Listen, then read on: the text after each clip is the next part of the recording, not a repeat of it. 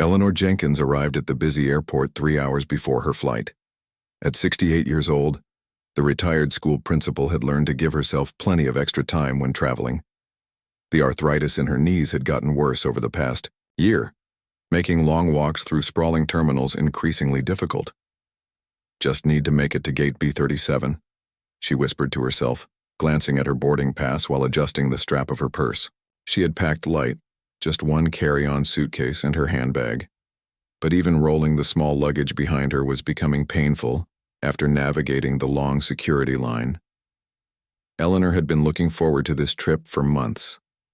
Her son had recently been promoted to captain at National Airways, and this would be the first time she'd fly on one of his flights.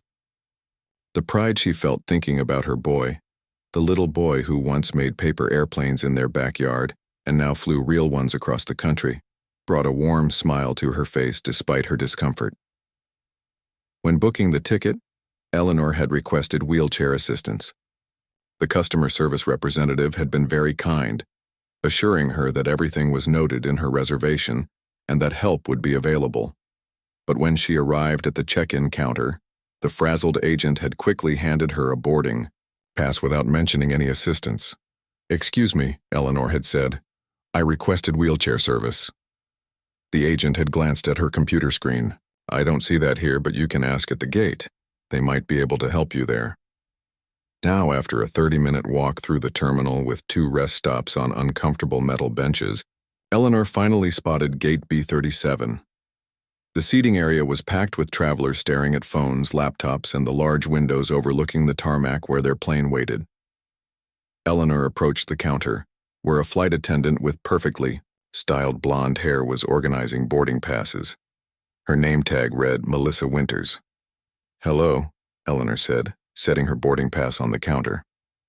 "I requested assistance during booking, but it seems there was some confusion. I have arthritis and was wondering if I could receive help boarding the plane." Melissa barely looked up from her papers.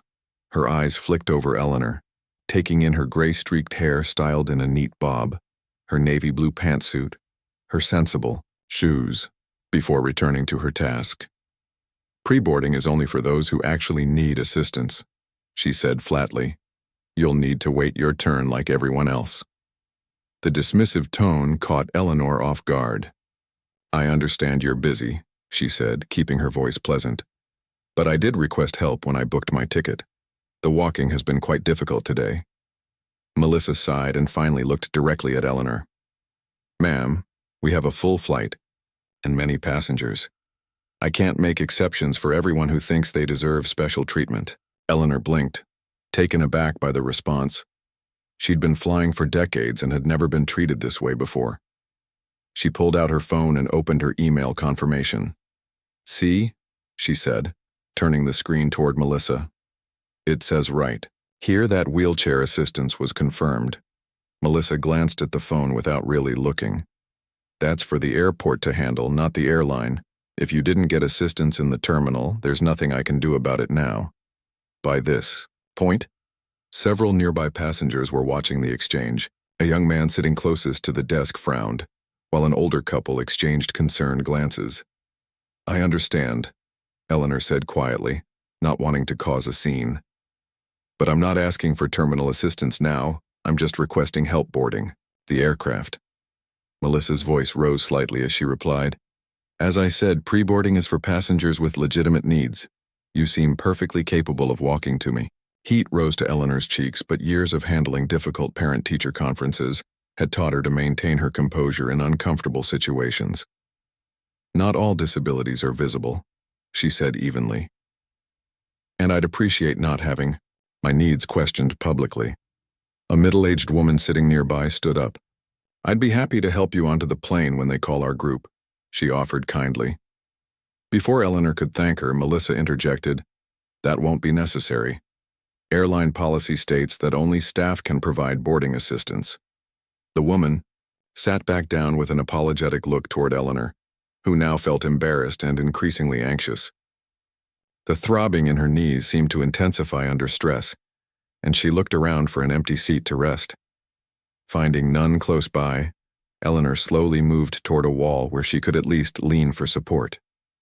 She debated calling her son, but knew he would be busy with pre-flight preparations. The last thing she wanted was to distract him from his work or make him worry. 20 minutes before boarding was scheduled to begin, Eleanor noticed a tall figure in a pilot's uniform entering the gate area. Even from a distance, she recognized her son's confident stride. Michael Jenkins had his father's height and the same way of carrying himself that commanded respect without demanding it. Michael hadn't mentioned coming into the terminal before the flight. Perhaps he'd finished his pre-flight checks early. Eleanor watched as he greeted a few passengers who approached him with questions, his easy smile and attentive posture showing why he'd risen quickly through the airline's ranks. When Michael scanned the gate area, Eleanor raised her hand in a small wave. The moment their eyes met, his professional expression melted into a warm, delighted smile that took years off his face. But as he started walking toward her, noticing her standing awkwardly against the wall rather than sitting comfortably, his smile faltered. Eleanor could read the concern in his eyes even before he reached her. Michael had inherited her expressive face, something that had made him terrible at poker but excellent at connecting with people. "Mom," he called out, quickening his pace. "What are you doing standing here? I thought you'd be using the wheelchair service I arranged." As he reached her, Michael pulled her into a gentle hug, mindful of not throwing her off balance. "There seems to have been some confusion about that," Eleanor replied quietly, not wanting to make a fuss now that she was seeing her son. Michael stepped back, his brow furrowed. "What do you mean?" "I double-checked it myself yesterday." Eleanor briefly explained what had happened, keeping her voice low. "It's fine, really. I'm just happy to see you." But Michael's expression had darkened slightly, not with anger but with the determined look he'd had since childhood when witnessing something unfair. He offered Eleanor his arm for support and walked her directly to the counter where Melissa was now preparing the boarding announcements. "Excuse me," Michael said, his captain's voice carrying a natural authority that made Melissa look up immediately. Her professional smile appeared instantly upon seeing the uniform, then faltered as she noticed Eleanor beside him. "Hello, Captain," Melissa said, straightening her posture. "Can I help you with something?" "Yes," Michael replied pleasantly but firmly. "I'd like to introduce you to my mother, Eleanor Jenkins, who should have received the boarding assistance I personally arranged when I helped her book this flight." The color drained from Melissa's face as her eyes darted between Michael and Eleanor, processing the connection. Her mouth opened slightly but no words came out. "Mom told me there was some confusion about her assistance request," Michael continued, his tone remaining professional. "I know how committed our airline is to passenger care, so I'm sure it was just a misunderstanding." The flight attendant seemed frozen in place, her expression a mix of shock and embarrassment as the realization of her mistake settled in. The terminal seemed to grow quieter as passengers nearby noticed the interaction between the captain, Eleanor, and Melissa. Eleanor felt uncomfortable being the center of attention, but years of standing her ground as a school principal had taught her to maintain her dignity even in awkward situations. Melissa's face had turned a deep shade of red. She opened and closed her mouth twice before finally finding her voice. I didn't realize. I'm so sorry, Captain Jenkins." Michael kept his arm supportively around his mother's shoulders. "I understand we're all busy, especially during peak travel times," he said, his voice level but firm.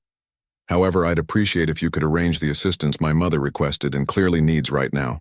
Eleanor gently touched her son's hand. "Michael, it's okay. I don't want to cause any trouble." "It's no trouble at all, Mrs. Jenkins," Melissa said quickly, her tone completely transformed from the dismissive one she'd used earlier. "Let me get someone to help you right away." As Melissa picked up the phone at the counter, Eleanor noticed several passengers watching the scene unfold. Some were whispering to each other, while others quickly looked away when she met their eyes. The young man who had frowned during her earlier interaction with Melissa gave her an encouraging nod. "You didn't mention you were having trouble when we spoke yesterday," Michael said quietly to his mother. "I didn't want to worry you," Eleanor replied. "You have enough on your mind with flying the plane." Michael shook his head. "Mom, you've spent your whole life taking care of others. It's okay to let people take care of you sometimes. Before Eleanor could respond, a young man in an airline uniform appeared with a wheelchair. Mrs. Jenkins, I'm Tom from Passenger Services. I'll be helping you board today. Thank you, Tom, Eleanor said, grateful for the assistance but still feeling the sting of having to fight for something that should have been routine. Michael checked his watch. I need to get back to complete final preparations, but I'll see you on board. He gave his mother a kiss on the cheek before turning to head toward the jet bridge. Tom helped Eleanor into the wheelchair. Melissa approached them hesitantly. Mrs. Jenkins, I want to personally apologize for the misunderstanding earlier. I should have checked your reservation more thoroughly. Eleanor looked at the flight attendant, noting the genuine discomfort in her eyes. She'd seen that look countless times in her office, from students who had been caught being unkind, from parents who had judged situations too quickly, from teachers who had made mistakes they regretted. We all have our off days, Eleanor said, simply. I appreciate the apology. Melissa nodded, looking slightly relieved but still uncomfortable. I'll make sure everything is perfect for your flight today. As Tom wheeled her away from the counter, Eleanor heard a woman behind her say to her companion, Did you see that? The flight attendant completely changed her tune when she found out who the woman's son was. Eleanor pretended not to hear, but the comment stung. She hadn't wanted special treatment because of Michael's position. She had simply wanted the assistance she was entitled to and had requested in advance. Tom seemed to sense her discomfort. First time flying with your son? As captain? He asked kindly, changing the subject. Yes, Eleanor said, grateful for the distraction. He's been flying for 12 years, but this is my first time on one of his flights. That's really special, Tom said. My mom still gets nervous when I drive her to the grocery store, and I've had my license for 10 years. Eleanor laughed, feeling some of the tension leave her shoulders. Mothers never stop seeing their children as beginners, no matter how accomplished they become. When they reached the door of the aircraft, Michael was there speaking with another crew member. His face brightened when he saw Eleanor. Perfect timing, he said. We're about to start boarding, but I wanted to show you the cockpit first if you'd like. Eleanor's eyes widened. I'd love that. Michael helped her from the wheelchair and guided her carefully into the aircraft and toward the front. The cockpit was smaller than Eleanor had imagined, but filled with an impressive array of instruments, screens, and controls. This is where the magic happens, Michael said with a boyish enthusiasm that reminded Eleanor of when he used to show off science projects as a child. It's amazing, she said, genuinely impressed. All these buttons and screens, how do you remember what everything does? Years of training, Michael replied with a smile. And this is First Officer Patel, he added, introducing a woman who was already seated in the co-pilot's chair. It's a pleasure to meet you, Mrs. Jenkins, First Officer Patel said warmly. Your son speaks of you often. I hear you were quite the principal back in your day. She still is quite the principal, Michael said with a laugh. Once a principal, always a principal. She ran that school like a tight ship for nearly 30 years. Eleanor felt a surge of pride, both in her own career and in her son's. Different vessels, same principles of leadership, she said. Though, I suspect your consequences for misbehavior are a bit more serious than after-school detention. Both pilots laughed, and Eleanor felt the last of her anxiety from the gate incident fading away. This was meant to be a special journey, and she wouldn't let one unpleasant interaction spoil it. After saying goodbye to First Officer Patel, Michael escorted Eleanor back to the cabin where Tom was waiting with the wheelchair. I've arranged for you to sit in first class, Michael told her. The flight's not full up front, so we were able to move some things around. Michael, you didn't have to do that, Eleanor protested. I know, but I wanted to. Besides, it's your first time flying with your son as captain. That's a special occasion. As Tom helped her to her seat in the first row, Eleanor noticed Melissa watching from the galley. The flight attendant quickly busied herself with preparations when she saw Eleanor looking her way. Once settled in her comfortable seat, Eleanor observed the boarding process. She watched as Melissa greeted other passengers, her professional smile firmly in place. When an elderly white man with a cane approached the aircraft, Melissa immediately offered assistance, helping him to his seat with attentive care. Eleanor sighed quietly to herself.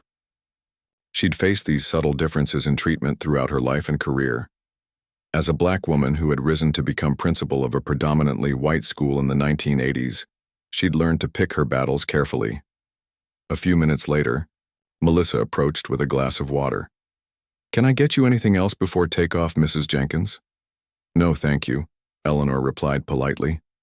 Melissa hesitated, then said in a lower voice, "I really am sorry about what happened at the gate. I made an assumption and it was wrong of me." Eleanor looked at the younger woman thoughtfully. "You know, I spent 30 years watching young people make mistakes and then learn from them. The mistake was never as important as what happened afterward." Melissa nodded slowly, seeming to understand the implied question about what she would do with this learning experience. "I'll do better," she said quietly. "Not just for passengers related to crew members, but for everyone." "That's all any of us can do," Eleanor replied. "Learn and do better next time." As Melissa moved away to continue her duties, Eleanor settled back in her seat, thinking about the conversation. Perhaps some good would come from the uncomfortable encounter after all. The boarding process continued smoothly, and soon the door was closed, and the safety demonstration began. As the aircraft pushed back from the gate, Eleanor heard Michael's voice come over the intercom. "Good afternoon, ladies and gentlemen. This is Captain Michael Jenkins speaking. Welcome aboard Flight 372 to Chicago. We're looking at clear skies today and should have a smooth flight with an on-time arrival. I'd like to give a special welcome to my mother who is flying with us today." A few passengers looked around curiously, and several smiled at Eleanor when they realized who she was.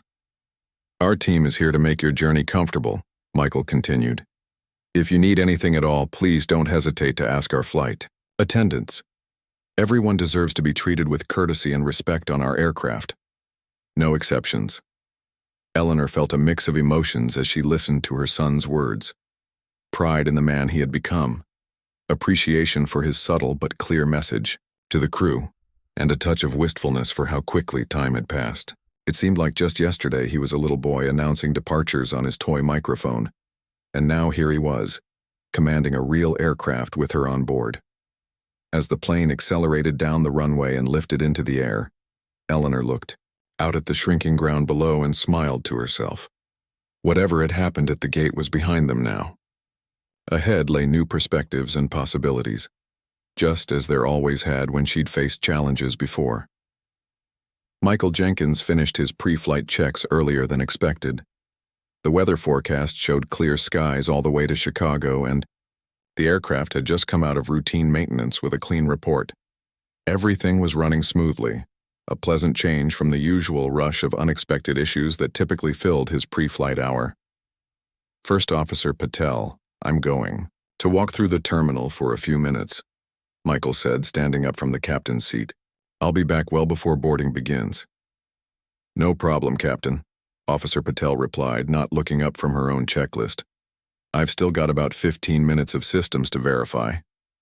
Michael straightened his uniform and cap before leaving the cockpit. He'd developed a habit of occasionally greeting passengers in the terminal before flights, especially when time allowed. He'd found that seeing the captain in person helped ease nervous flyers, and it gave him a chance to connect with the people he was responsible for carrying safely through the skies. Today, however, he had another reason for heading into the terminal. His mother was flying with them, and he wanted to make sure she'd received the wheelchair assistance he'd arranged. Eleanor hadn't mentioned her arthritis getting worse during their weekly calls, but his aunt had pulled him aside during their last family gathering to let him know that his mom was struggling more than she let on. "You know your mother," Aunt Doris had said. "She'd sooner climb Mount Everest with a broken leg than admit she needs help." The memory made Michael smile as he walked through the jet bridge. His mother had always been the strongest person he knew, raising him alone after his father died when Michael was just 7, working full-time while earning her master's degree at night, and eventually becoming the first black female principal at Westridge Academy. Eleanor Jenkins never complained, never made excuses, and never backed down from a challenge. As Michael entered the terminal, he nodded politely to a few ground crew members who recognized him. The gate area was starting to fill up as their departure time approached.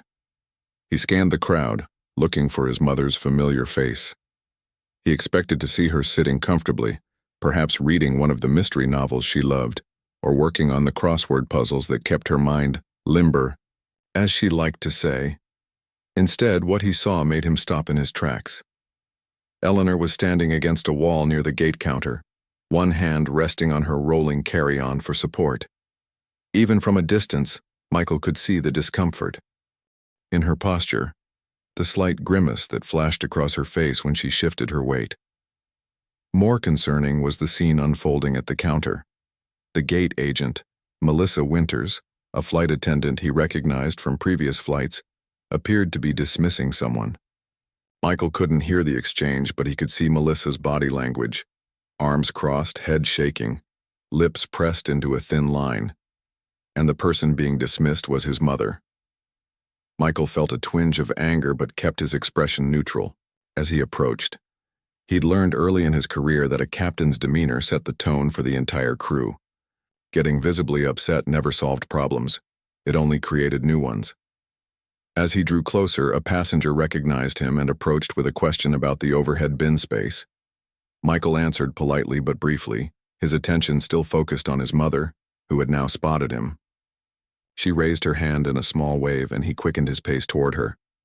"Mom," he called out, noticing how she was trying to stand straighter as he approached, hiding her discomfort. "What are you doing standing here? I thought you'd be using the wheelchair service I arranged." He embraced her carefully, immediately noticing the tension in her shoulders that indicated pain. "There seems to have been some confusion about that," Eleanor replied quietly, her voice carrying none of the frustration he knew she must be feeling. "What do you mean?"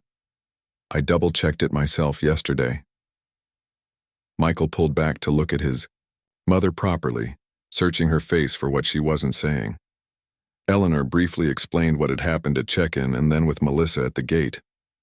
She downplayed it in typical Eleanor fashion, but Michael could read between the lines. "It's fine, really," she concluded. "I'm just happy to see you." Michael offered his arm for support and walked with Eleanor directly to the counter. He'd supervised enough crews to know that how an airline treated its most vulnerable passengers reflected its true values, not the slogans in its advertisements. "Excuse me," he said as they reached the counter, using the calm but authoritative voice that had served him well through turbulence and technical difficulties alike. Melissa looked up, her professional smile appearing instantly upon seeing his uniform. "Hello, Captain," she said, straightening her posture.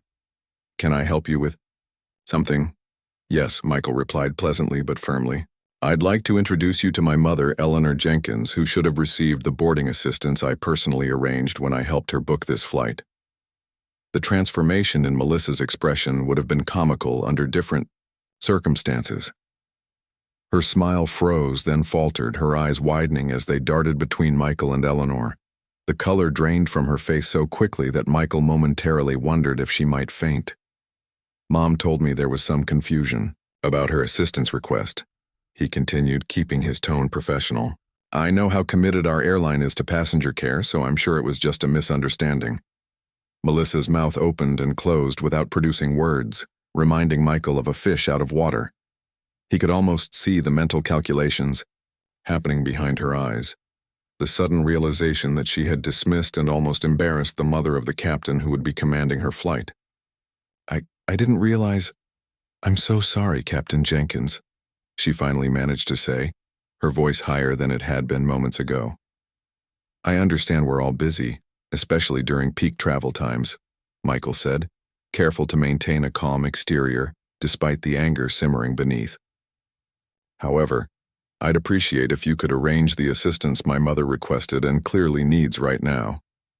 Eleanor touched his hand gently, a silent signal he recognized from childhood, her way of saying, "Don't make a scene." But this wasn't about making a scene. It was about ensuring his mother received the respect and care she deserved. "Michael, it's okay," Eleanor said softly. "I don't want to cause any trouble." "It's no trouble at all, Mrs. Jenkins," Melissa said, her tone now dripping with accommodation where minutes before there had been only dismissal. "Let me get someone to help you right away." As Melissa picked up the phone at the counter, Michael noticed other passengers watching the interaction. Some were pretending not to listen while others were openly curious. He wondered how many of them had witnessed the earlier exchange, how many had seen his mother being denied the assistance she needed. "You didn't mention you were having trouble when we spoke yesterday," he said quietly to Eleanor. Her response was classic Eleanor. "I didn't want to worry you. You have enough on your mind with flying the plane." Michael shook his head, feeling a familiar mix of love and exasperation. "Mom, you've spent your whole life taking care of others. It's okay to let people take care of you sometimes." A young man in an airline uniform appeared with a wheelchair before Eleanor could respond. "Mrs. Jenkins, I'm Tom from Passenger Services. I'll be helping you board today." Michael checked his watch, aware that he needed to return to complete final preparations. He'd pushed the timeline already, but this had been worth the delay. "I need to get back to complete final preparations, but I'll see you on board," he told his mother, kissing her cheek before heading toward the jet bridge. As he walked away, he heard Melissa apologizing to his mother. He couldn't hear Eleanor's response, but he could imagine it. Gracious and forgiving, as she always was. Too forgiving sometimes, in his opinion. Back in the cockpit, Michael found First Officer Patel completing her checks. "Everything all right, Captain?" she asked, noting his expression. "Just needed to sort out an issue with passenger assistance," he replied, settling into his seat. "My mother's on this flight, and there was some confusion about her wheelchair request." "I didn't know your mother was flying with us today," Officer Patel said with a smile. "Is this her first time on one of your flights?" The question helped shift Michael's mood. "Yes, it is. I've been trying to arrange it for years, but our schedules never aligned until now." "That's wonderful," Officer Patel said genuinely. "My father still refuses to fly with me. Says he'd rather not know what happens in the cockpit." Michael laughed, feeling his tension ease. "My mom's the opposite. She's probably going to ask for a detailed explanation of every button and switch." They completed their preparations, and Michael made a brief trip back to the door of the aircraft just as boarding was about to begin. He wanted to personally greet Eleanor and show her the cockpit before other passengers boarded. When Tom wheeled Eleanor up to the door, Michael felt a surge of pride. Despite the initial hiccup, this was a special moment, his mother's first time flying with him as captain after years of supporting his dream. "Perfect timing," he said. "We're about to start boarding, but I wanted to show you the cockpit first, if you'd like." Eleanor's eyes lit up with an excitement that made her look years younger. "I'd love that." As Michael guided her through the aircraft to the cockpit, he remembered all the times she'd driven him to the airport for flying lessons, waiting patiently for hours with graded paper spread across the table of the small airport cafe. He thought of the extra tutoring jobs she'd taken to help pay for those lessons, never once suggesting that his dream was too expensive or impractical. In the cockpit, Eleanor looked around with wonder at the instruments and controls. "This is where the magic happens," Michael said, unable to keep the pride from his voice. "It's amazing," she replied, genuinely impressed. "All these buttons and screens. How do you remember what everything does?" "Years of training," he said with a smile before introducing her to First Officer Patel. After the brief cockpit tour, Michael escorted Eleanor back to the cabin where Tom was waiting with the wheelchair. "I've arranged for you to sit in first, class," he told her, anticipating her protest. "Michael, you didn't have to do that," she said predictably. "I know, but I wanted to. Besides, it's your first time flying with your son as captain. That's a special occasion." As boarding began and Michael returned to the cockpit, he found himself thinking about the incident at the gate. He'd seen Melissa's expression when she realized her mistake. Not just embarrassment, but genuine shock, as if she couldn't quite believe that this distinguished black woman could be the mother of the captain. It wasn't the first time he'd witnessed such reactions, and he knew it certainly wasn't the first time his mother had experienced them. Eleanor had never shielded him from these realities, but had instead prepared him to navigate them with dignity and determination. "You'll have to be twice as good to get half as far," she'd told him once. "But that's okay, because I'm raising you to be 10 times as good." As Michael settled into the captain's seat and began the final preparations for departure, he made a decision. When he delivered his welcome announcement, he would acknowledge his mother's presence on the flight. Not to embarrass Melissa, but to make a point about respect and the dangers of quick judgments. Everyone on his aircraft deserved to be treated with dignity and courtesy, not just those who looked a certain way or had connections to the crew. That was a lesson worth reinforcing, and today he had the perfect opportunity to do so. The airplane climbed steadily through the clouds, leaving behind the city where Eleanor had taught generations of students. She leaned back in her first-class seat, trying to focus on the luxury of the experience rather than the throbbing in her knees. The extra legroom was certainly welcome after standing for so long in the terminal. A soft ding announced that the seatbelt sign had been turned off. Almost immediately, Melissa appeared beside Eleanor's seat, a glass of water in one hand and a warm towel in the other. "Here you are, Mrs. Jenkins," she said, her voice overly bright. "Is there anything else I can get for you? Perhaps a pillow for your back, or a blanket?" The attention was so different from their interaction at the gate that Eleanor couldn't help but notice several nearby passengers exchanging glances. She accepted the water and towel with a polite, "Thank you," hoping Melissa would move on to other passengers. Instead, the flight attendant hovered awkwardly. "Your son is an excellent captain," Melissa said, lowering her voice. "One of our best. The crew always request to work with him." Eleanor nodded. "He's always been dedicated to whatever he sets his mind to. I just want to say again how truly sorry I am about what happened at the gate," Melissa continued, twisting her hands together. "I made an assumption that was completely inappropriate." Eleanor studied the younger woman's face. The remorse seemed genuine, but Eleanor had been around long enough to recognize when someone was more worried about consequences than about their actual behavior. "Can I ask you something?" Eleanor said quietly, making sure other passengers couldn't. "Over here." Melissa looked nervous but nodded. "Of course. If Michael hadn't been the captain today, would we be having this conversation right now?" The question hung in the air between them. Melissa's eyes widened slightly and a flush crept up her neck to her cheeks. She opened her mouth to respond, then closed it, seeming to reconsider her words. I'd like to think I would have realized. My mistake," she finally said, her voice barely above a whisper. "But honestly, probably not." The admission surprised Eleanor.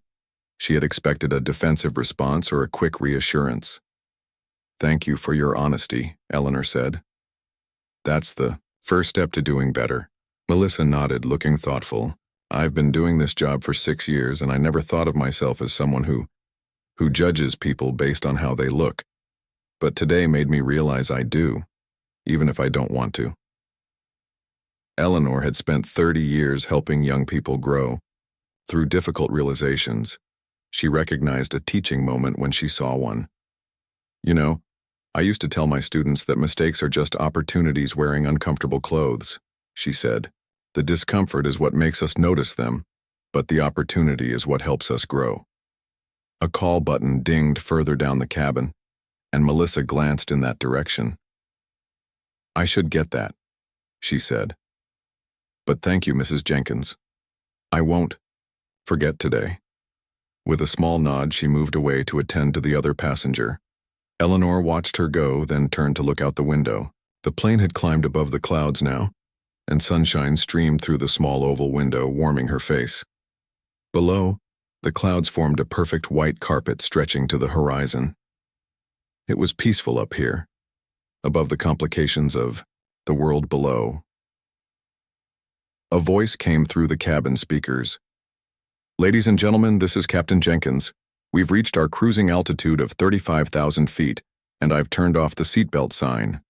You're free to move about the cabin, although we always recommend keeping your seatbelt fastened while seated in case of unexpected turbulence." Eleanor smiled at the sound of her son's voice, so professional and calm. She remembered him practicing pilot voice in front of the bathroom mirror as a teenager, deepening his tone and working on clear pronunciation. "Our flight time today will be approximately 2 hours and 15 minutes, Michael continued. "Weather in Chicago looks good, with clear skies and a comfortable 72 degrees awaiting us. Our cabin crew will be coming through shortly with beverage service." As if on cue, Flight attendants began preparing the beverage carts in the galleys at the front and back of the aircraft. "One more personal note," Michael added, his voice warming slightly. "Some of you may have heard me mention that my mother is on board with us today. What you may not know is that this is a pretty special day for both of us. 25 years ago today, she drove me to my very first flying lesson. I was 16 years old and absolutely terrified." Eleanor felt her eyes widen in surprise. She hadn't realized today marked that anniversary. Leave it to Michael to remember such details. "I remember sitting in that little Cessna 152, looking at all the instruments and thinking I'd made a huge mistake," Michael continued, a hint of humor in his voice. "But my mother had worked extra jobs to pay for those lessons, and there was no way I was going to waste her hard-earned money. So I went through with it, and somewhere between takeoff and landing I fell in love with flying." The cabin had grown quiet as passengers listened to the personal story, a rarity from usually formal airline captains. "So to my mom in seat 2A, thank you. Not just for that first lesson, but for teaching me the most important skills any pilot needs: patience, persistence, and treating everyone with dignity and respect, no matter who they are." Eleanor felt a lump form in her throat. She blinked rapidly, determined not to get emotional in a plane full of strangers. She noticed several passengers looking her way with warm smiles, and she nodded politely, feeling both proud and slightly embarrassed by the attention. "We'll be starting our descent into Chicago in about an hour and 40 minutes. Until then, sit back, relax, and enjoy the flight. The crew and I are here if you need anything at all." The announcement ended, and the cabin filled with the normal sounds of conversation and movement. A gentleman across the aisle leaned toward Eleanor. "Your son sounds like quite a captain," he said with a genuine smile. "You must be very proud." "I am," Eleanor replied simply. "Thank you." As beverage service began, Eleanor noticed something interesting. Melissa was working the aisle with another flight attendant, and Eleanor watched closely as they served each passenger. Melissa was taking extra time with an older Asian man who was struggling to hear her questions over the engine noise, patiently repeating herself and leaning closer. A few minutes later, she knelt down to eye level with a young mother trying to manage twin toddlers, helping open juice boxes and arrange snacks before moving on. The small kindnesses might have gone unnoticed on any other day, but today, Eleanor was paying attention. When Melissa reached Eleanor's row, she offered a small, almost shy smile. "Would you like anything to drink, Mrs. Jenkins?" "Just cranberry juice, please. No ice." As Melissa poured the juice, Eleanor said quietly, "You're good with people. I've been watching you." Melissa looked surprised. "Thank you. I usually enjoy this part of the job, getting to meet different people every day." "What happened earlier today?" Eleanor asked gently. "That didn't seem like someone who enjoys meeting different people." Melissa handed Eleanor the juice, her fingers trembling slightly. "I've been thinking about that since we took off. I think I was stressed about the full flight, and I made a snap judgment that I'm not proud of." She glanced around to make sure no other passengers needed her attention before continuing. "When I saw you, I made assumptions about who needs help and who doesn't, and that was wrong." Eleanor nodded thoughtfully. "You know, in my years as a principal, I learned that most people don't set out to be unkind. But we all have blind spots, places where we don't see our own biases clearly. How do you fix that?" Melissa asked, and Eleanor was struck by the genuine curiosity in her voice. "The same way you'd correct any other bad habit," Eleanor said. "You notice it, you name it, and then you practice doing better one interaction at a time." The beverage cart moved forward as passengers in the row ahead requested their drinks. Before following it, Melissa looked back at Eleanor. "Thank you for talking to me instead of just reporting me to the airline," she said. "You would have had every right to do that." "Filing complaints rarely changes hearts," Eleanor replied. "Conversations sometimes do." As Melissa moved away, Eleanor turned back to the window, sipping her cranberry juice and watching the vast expanse of clouds below. She thought about Michael's announcement and the visible change in Melissa's behavior. Perhaps something good, would come from today's unpleasant beginning. The flight continued smoothly with Eleanor dozing off for a short while. She woke to the sensation of the aircraft beginning its descent. The seatbelt sign dinged on, and Michael's voice came over the speakers again, asking flight attendants to prepare for landing. Melissa came through the cabin checking that seatbelts were fastened and tray tables stowed. When she reached Eleanor, she paused. "Mrs. Jenkins, would you like me to arrange wheelchair assistance for you at the gate in Chicago?" "Yes, please," Eleanor replied, appreciating that Melissa had asked directly, instead of making another assumption. "That would be very helpful." Melissa nodded and made a note on her tablet. "It'll be waiting for you when we arrive, and—" She hesitated, then continued. "I wanted to thank you again. This conversation has given me a lot to think about." Eleanor smiled. That's all any teacher hopes for. The descent into Chicago was smooth, the city coming into view beneath them, a sprawling grid of streets and buildings beside the vast blue expanse of Lake Michigan. As the wheels touched down with barely a bump, Eleanor felt a surge of pride, knowing Michael was at the controls. After taxiing to the gate, passengers began the usual rush to retrieve bags and disembark, despite the flight at 10. Dance's request to remain seated until the aircraft had come to a complete stop at the gate. Eleanor stayed in her seat, watching the choreographed chaos with the patience of someone who had supervised thousands of school dismissals. When most passengers had filed out, Melissa approached with a young man in an airport uniform pushing a wheelchair. "Your chariot awaits, Mrs. Jenkins," she said with a warm smile that reached her eyes. "And Captain Jenkins asked me to tell you he'll meet you at baggage claim after he completes his post-flight checks."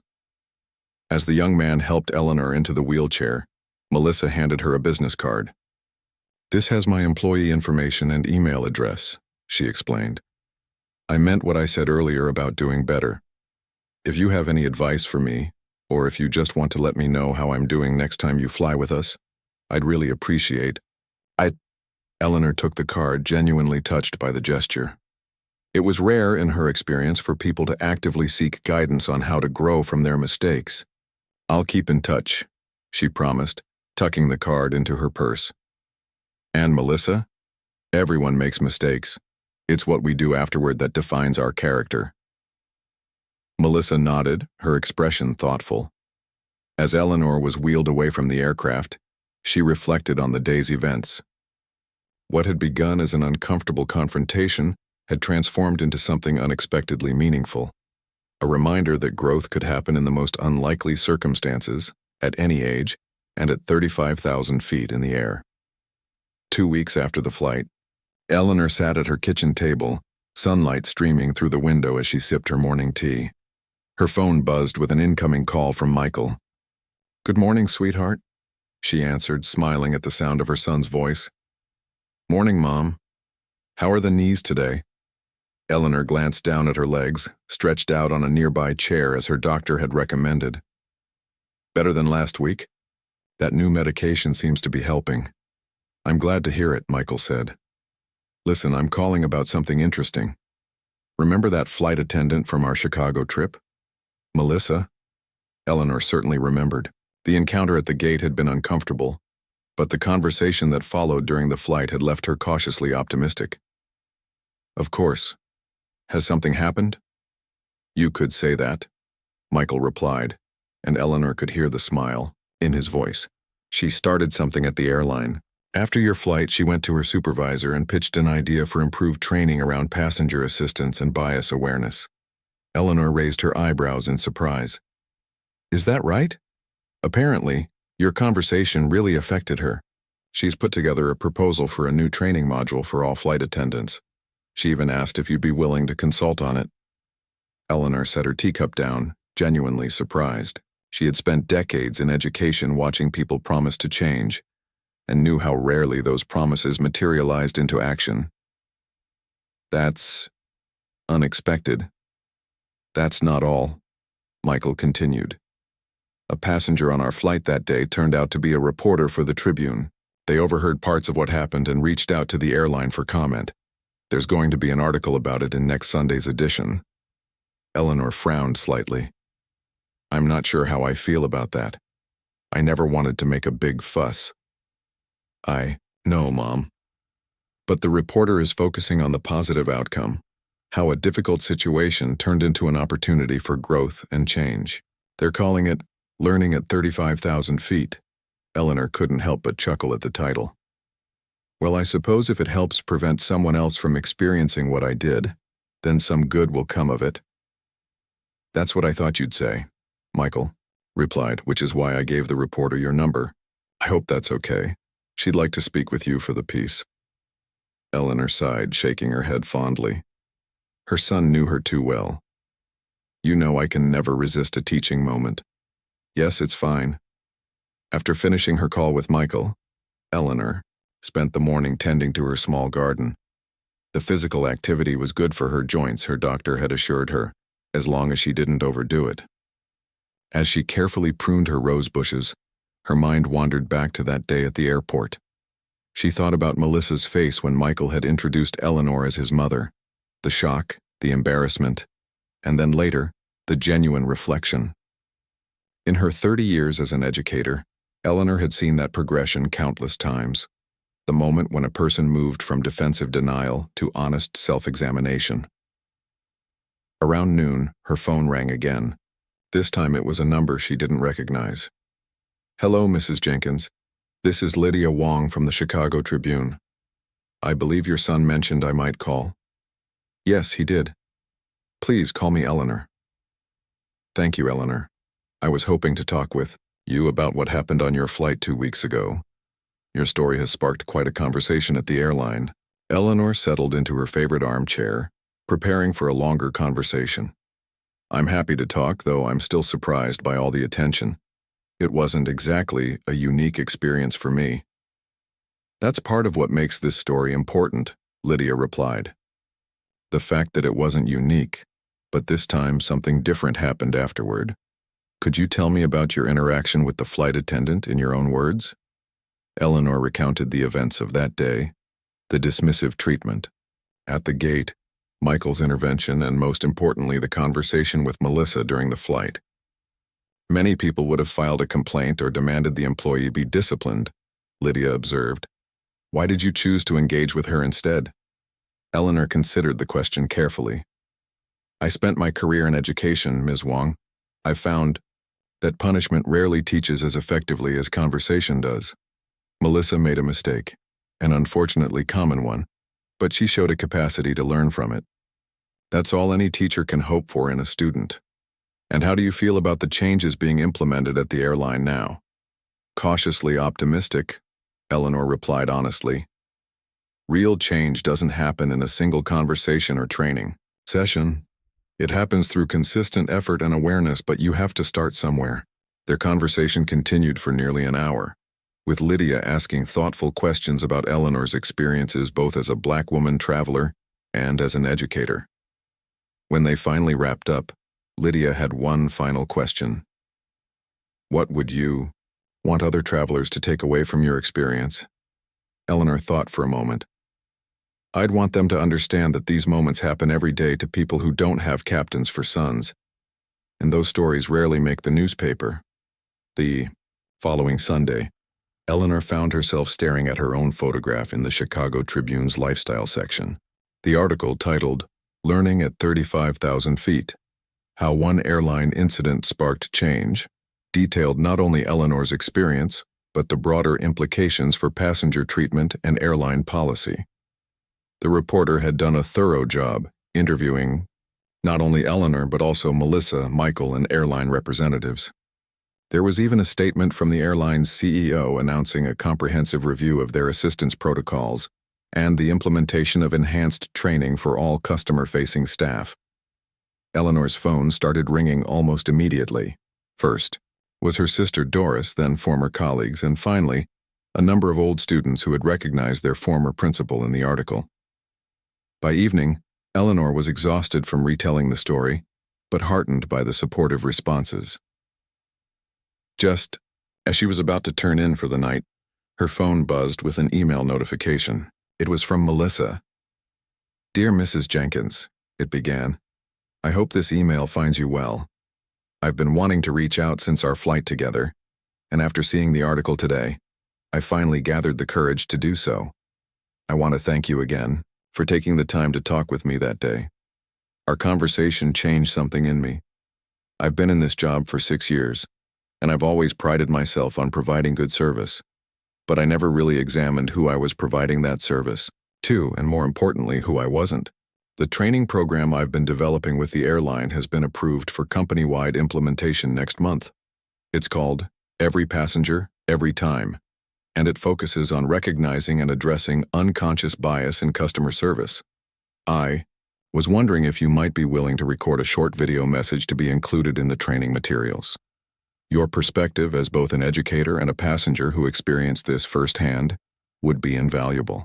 Regardless of whether you're able to participate, I want you to know that our interaction has had a real impact.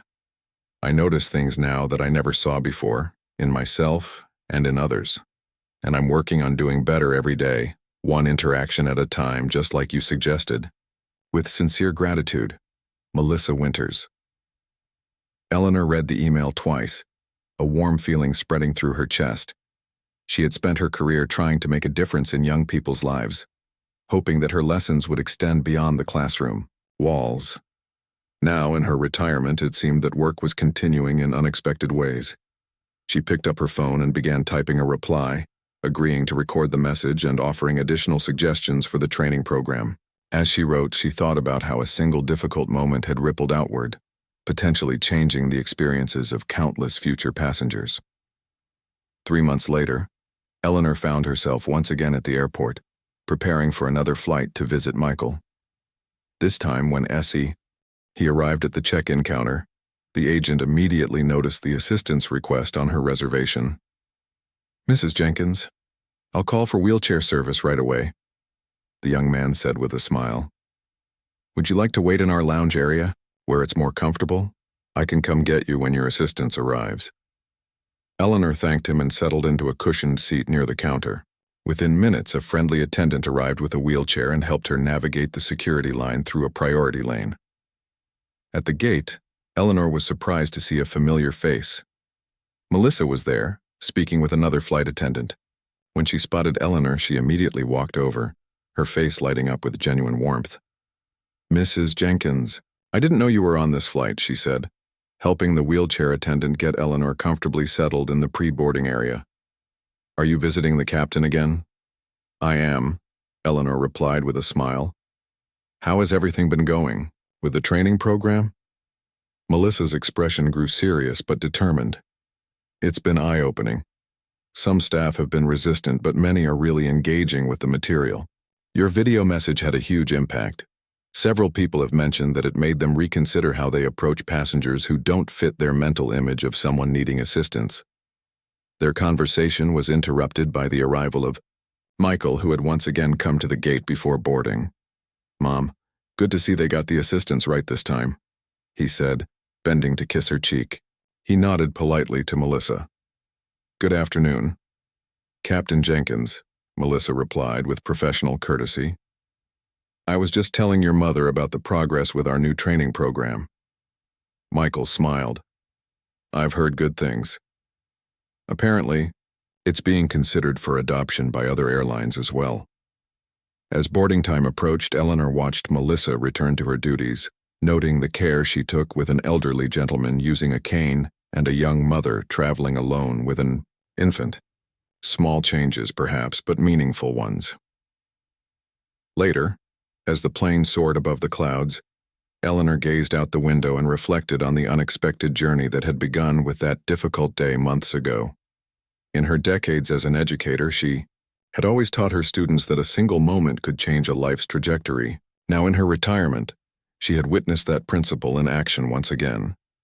The airline magazine in her seat back pocket featured a small article about the new training initiative, with quotes from both the CEO and from Melissa. There was even a sidebar highlighting statistics about invisible disabilities and the importance of not making assumptions based on appearances. Eleanor smiled to herself. It wasn't perfect, change never was. But it was progress, one step, one flight, one person at a time. And sometimes, that was enough. As the captain, Her son announced their cruising altitude over the speaker. Eleanor closed her eyes, content in the knowledge that the work she had devoted her life to was continuing in ways she could never have imagined. Teaching moments, it seemed, could happen anywhere, even at 35,000 feet.